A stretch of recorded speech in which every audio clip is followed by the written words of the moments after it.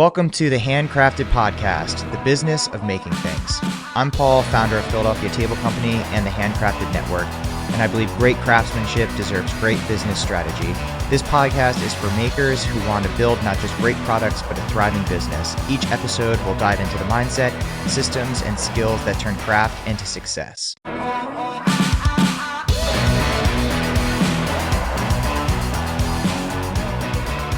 Hey guys, welcome back to the Handcrafted Podcast. Hope everyone's been doing great as summer starts to kick off. Hope everyone has been, busy and productive and getting the stuff done that they need to get done.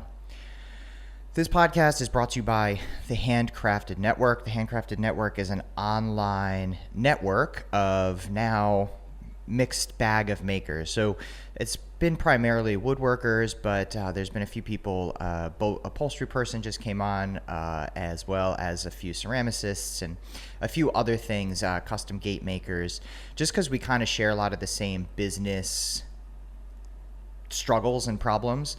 So I thought it was helpful for them. I did do some one-on-one calls just to make sure that the group was right for them. And they were like, hey, I think this does sound good. So they signed up as well. So if you're interested in that, feel free to email me or send me you could schedule a call with me. It's paul@thehandcraftednetwork.com or just thehandcraftednetwork.com.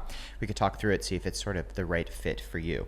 I'm also working on a few different modules in there, things like marketing, AI use, all of that sort of stuff that I think is going to be helpful moving forward. We're also going to have like a sales combo, which is like many of us makers don't really know how to do sales. When I got into this, I wasn't really a salesperson per se. I like talking to people.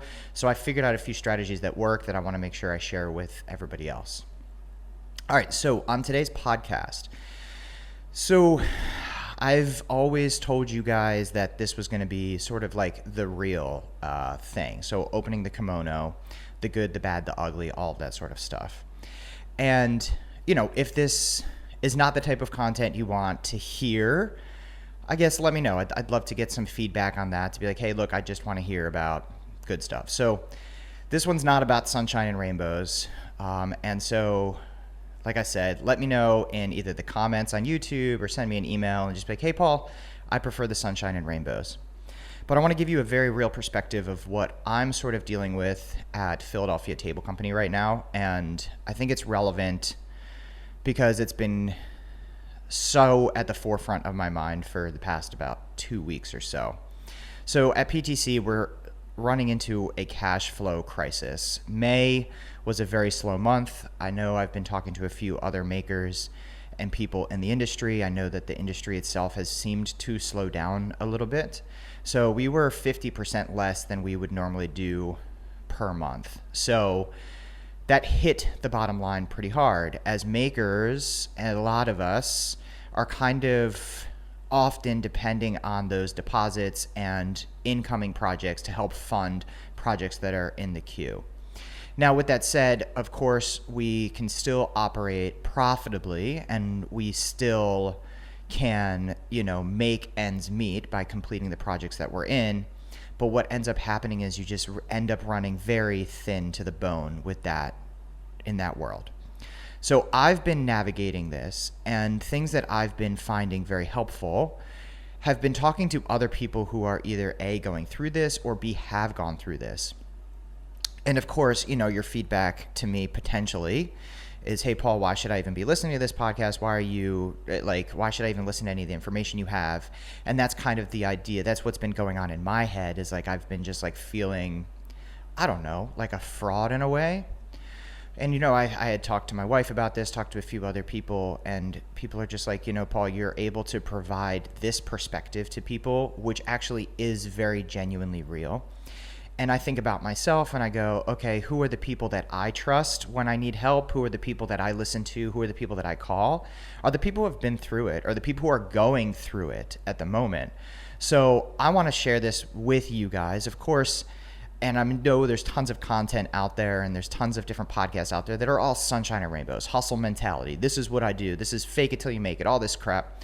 But for me, look, I'm a guy from Philly. We tell it how it is. And I'm just telling you how it is. So just to give a little background story. So we were already having a pretty slow month through May for sales. I was doing the best I could. I was starting to raise prices, and I know previously I was like, hey, we're having a good month. We've been, I think April and March were really, really great. So I was starting to incrementally raise my prices. So what happened is, as I was incrementally raising my prices through May, and I don't know if it's a pricing thing or whatever, I just started getting less inquiries. I started getting less yeses. I started getting people that were like pushing back, hey, I don't want to spend that money now, or this is out of budget, all kinds of things that I had never historically sort of heard. So I was like, okay, whatever, May is kind of going to be maybe a slower month. I knew that I had some big commercial project coming in at the end of the month. So I was waiting it out. I ended up getting a PO for the commercial job, and I was like, sweet, I'm in the green. I'm doing great. So I started making plans for that sort of big commercial project. What ended up happening was after I got the PO, went through the entire like onboarding vendor process. I learned that they give me the full PO, but they're not going to be paying that deposit until after a prototype is approved. So what was a $90,000 PO now turns into a $1,200 deposit. And I'm like, shoot, I need to figure stuff out, because I started putting things in place, banking on that happening. So looking forward, what's happening now is in June, I'm finding myself being like almost like really hungry and maybe too aggressive in a sales process. So I'm really trying to like lean back and say and trust and accept that these things are coming through, because I think, especially in a luxury world, people can smell your desperation. And in a way, I think that makes the sales process a bit harder for us as the salespeople, right? Because I think that they can like sort of like smell that and sniff that out. So I've been forcing for the past like few days. I mean, essentially for the past week, to try to like close stuff. And I was like, you know what? Yesterday, my wife and I took a trip to the beach. The beach is pretty local to us, and I was just like, I'm just gonna chill and just let it be. Let's see what happens. Let's just like let it go. So anyways, I'm trying to let it go as much as I possibly can. And what are the things I'm doing now in the short term? Because I think maybe that's where it's relevant and maybe helpful for you. For those of you guys who are going through cash flow stuff, this is what I've done. And I want to kind of warn those who are not going through cash flow to sort of prepare yourself for when this could potentially happen. The number one thing is making sure you have cash reserves. Thank God I have cash reserves. We had to slowly, incrementally work down through those cash reserves as we scaled and grew. So as the business grew, I started investing forward, hiring more people, doing renovations. I have a renovation happening at the shop right now. So I started like hiring, like working forward. And in order to work forward, you have to invest capital. So many of us don't have outside capital. Many of us don't have, like, we're not like a tech company that's getting like raising a bunch of capital, right? So I'm still 100% owner. I've never brought in outside capital. So what we're doing is what they call in entrepreneurial language, bootstrapping. So I'm taking the cash that I'm making and I'm dumping it back into the business. With that said, I'm still paying myself a little bit at least through this time as long as I can. So what ended up happening is we slowly started working down through reserves. We do, thank God, have enough reserves to last us an okay amount of time. Not something that I feel comfortable with, but it's going to be uncomfortable for a little bit for sure. So that's number one, making sure you have the cash reserves. So don't pull all the money out of the business, making sure you're doing things profitably enough that you can then have a separate cash account. So what I have is I have my business checking account, and then I have a business savings account. The business savings account I've just been slowly, incrementally building. There was a time when I was doing, I think it was like 5% of anything that comes in, I was like kicking over to that account to like slowly let it accrue and grow and build. And I like to have about 2 months worth of payroll in there. I'm not at that right now. I'm pretty low on that. So making sure you do that. The second thing, and the other thing to really focus on doing, is making sure you're doing things profitably. and to not make short-sighted decisions. So many times to round out my month in sales, I would say, oh, okay, we can do that project for $10,000 when I know in my gut it should be a $13,000 or $14,000 thing. In the moment, it's solving a problem. You're like, hey, I'm getting this deposit. It's a later problem. It's like it's a future Paul problem, as I call it. But then what happens is once that $10,000 project comes up and you're not making money on it, what ends up happening is you end up in like a major cash deficit as you're doing it if you don't have new orders coming in. So what I'm trying to do is now reflect moving forward, and even now when I'm desperate for cash, really trying to make sure that I don't bend over backwards to do projects that are not profitable. Because if you're doing projects that aren't profitable, it's just going to hurt you further down the line. So that's what I'm learning. This is my sort of learning lesson as well as we start to figure this out. What am I doing in the short term? In the short term, it's basically just every day is survival. So it's like get through Monday, get through Tuesday, get through Wednesday. So one of the things we did was a bunch of the projects that are currently in the queue that we're working on. Thank God we have a pretty long queue. We have, I think, probably 3 or 4 months still worth of work. So it's not like the queue's drying up, but we need the kind of funds to help pay for that stuff. So what we did was a bunch of the projects that are, either complete or near complete, maybe things that are like 90%, 98%. We sent emails last week, just kind of invoice reminders, and started scheduling further out. So even though the project's not done, we might be like, hey, your project's in the final stages. Can we schedule delivery for 2 weeks from now? And then what we did was we sent an invoice to just kind of a Hail Mary to see who pays it. A few people paid the invoices that ended up collecting maybe 20, 25 grand, which was great. I mean, that's an amazing thing to do, to be able to do that. Obviously, that's not sustainable, because it's like, once that's collected, once those go out the door, like you still have other projects backed up. But great short-term solution until sort of sales start to roll through. The other thing I did was I went through, and all of you guys as business owners should be getting a business line of credit. So I have a business line of credit. I went and extended my business line of credit. I've already had a little bit of money into the business line of credit. As like I said, we grew the business. So I went and expanded that. So I have a little bit more cash there if needed. I'm trying desperately not to pull from there. If I need to, I will. So that's my contingency plan. The other thing too is I have a business credit card, which I also recommend doing. So if things, and what I'm trying to do is justify, okay, if I need to pay for this material today, but I know that an invoice is going to be paid tomorrow, then I'll use that credit card. What I'm trying to not do is use the credit card in hopes of cash coming in. Like, I know that I'm using the credit card in the amount that I know is coming through. So until I get POs, until I get deposits, until I see the piece at stage 95%, I'm trying not to use that as much as I can. The other thing we're doing is we're going to have to unfortunately downsize a little bit. And we're going to have to start figuring out more efficient ways to do things. So I call this scrappy era. So this is going to be scrappy era PTC. I had a big team meeting with everyone. We're going to have to figure out a way to get as scrappy as we possibly can, which means getting things out the door so that we can get paid, also doing things as efficiently as possible. So what happens is you're now looking at what are the most efficient processes and what are the inefficient processes, because I need the cash on those final payments.